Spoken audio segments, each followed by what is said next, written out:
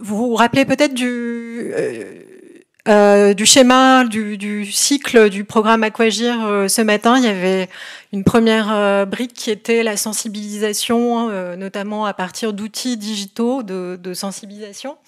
Donc c'est mon sujet là pendant 5 minutes, 10 minutes. Voilà. 10. Je vais faire vite.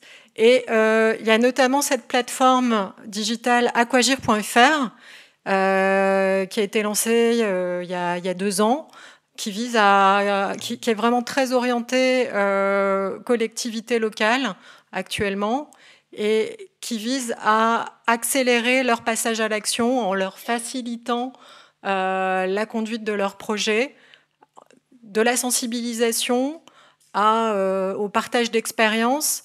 Il y a une place de marché, ça c'est assez intéressant. C'est une partie du site qui permet d'identifier les fournisseurs de solutions sur son territoire. Et d'ailleurs, j'invite tous les fournisseurs de solutions, les entreprises, à se référencer. Il faut avoir une solution avec quelques références à partager. Voilà, il y a un formulaire automatique, donc c'est très facile. Je vous invite à le faire.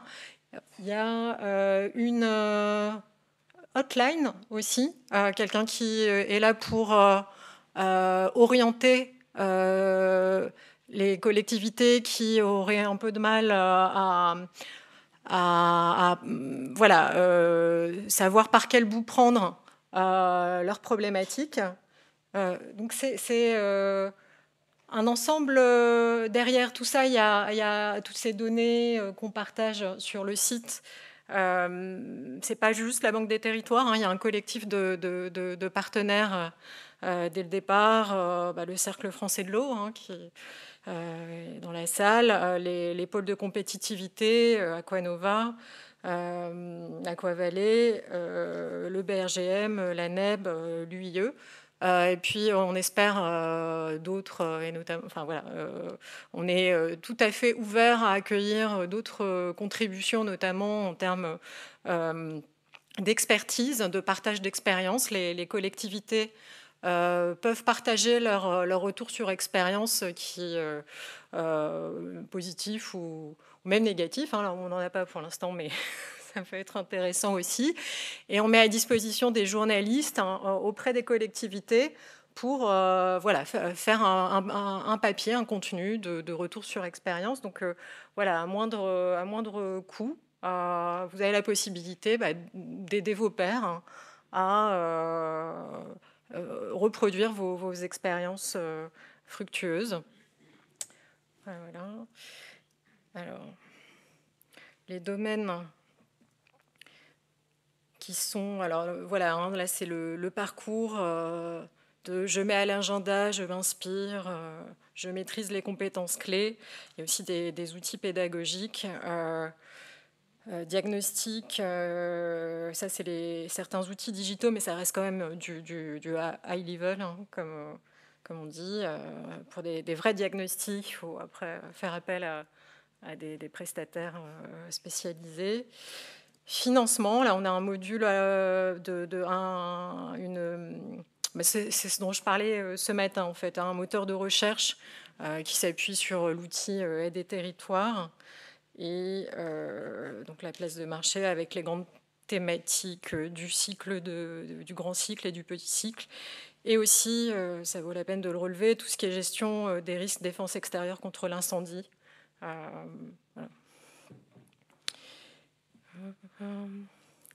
Alors, on n'a pas que du digital.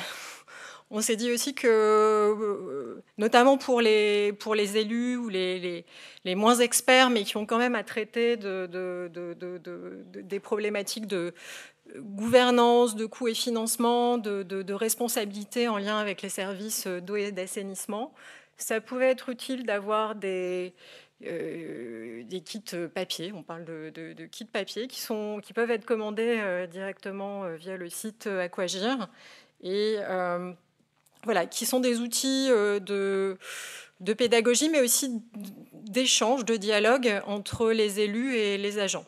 Là, je fais un focus sur le kit coût et financement. Alors, il y a une petite vidéo qui le présente, je ne sais pas si ça va marcher. Ah, c'est déjà fini? Non, c'est 5 minutes, hein, voilà. Mais kit, ah, mince, ça ne marche pas. Ah, si, voilà. Aquagir est un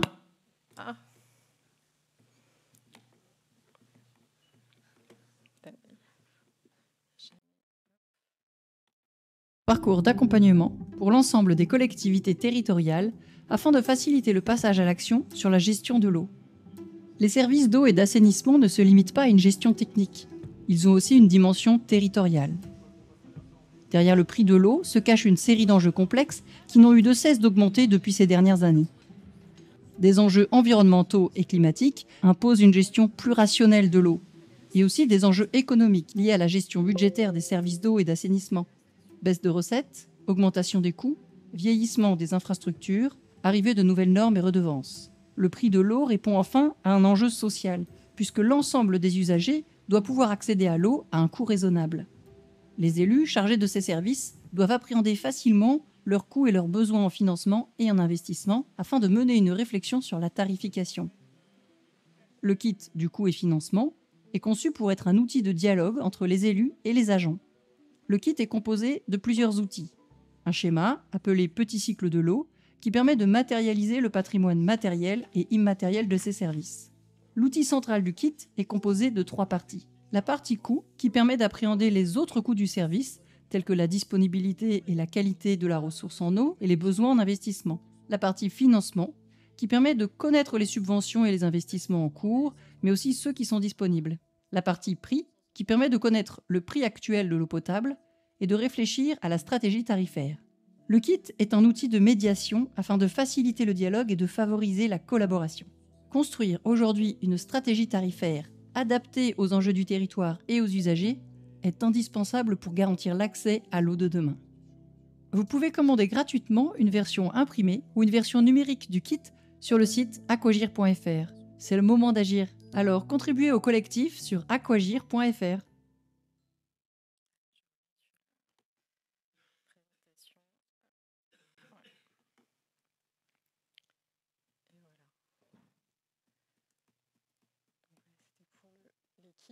Alors là, je passe à un autre outil digital qu'on a lancé il y a peu de temps, il y a quelques mois, qui est encore en construction, qui est un outil de diagnostic de premier niveau des enjeux de l'eau sur son territoire. Il s'appelle AquaRepère. Il permet d'extraire des indicateurs qui sont des données en open data, des données publiques, mais de les agréger de manière assez pédagogique. Ce qui est intéressant, c'est que plusieurs mailles géographiques sont possibles, à la fois la maille administrative des collectivités territoriales, mais aussi on peut avoir une approche par bassin versant, avec notamment les données sur l'état des masses d'eau de son territoire, l'évolution des usages et l'impact du changement climatique. Alors ça dépend, la profondeur de données que vous avez trouvée dépend de celle qui est en réalité disponible sur le territoire. Ça peut être inégal le site est encore en développement. Et d'ailleurs, tous vos retours sur le contenu sont les bienvenus. Je pense que sur le site, il y a une adresse générique sur laquelle vous pouvez faire des propositions ou des commentaires.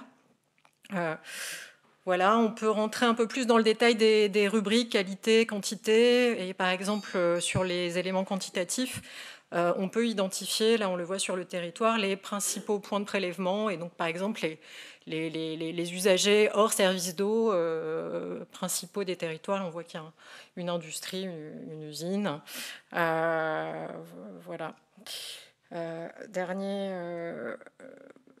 Dernier outil qui est un outil développé par le CEREMA, autre opérateur de l'État axé sur la proposition d'ingénierie pour les territoires. Strato, c'est un modèle numérique prospectif pour anticiper les stress hydriques. Alors évidemment, ce n'est pas aussi précis que les études HMUC, mais ça offre la possibilité de modéliser des scénarios sur les usages pour se projeter à long terme et orienter les politiques d'aménagement et de développement économique. Voilà. Avec... hop, voilà, je l'ai résumé de manière très synthétique, mais voilà, ça peut être un outil de dialogue, là aussi, entre parties prenantes, d'arbitrage sur les usages de l'eau, possiblement, au niveau des commissions locales de l'eau. Et plus globalement, voilà, de contribution à l'élaboration de stratégies sur un territoire donné.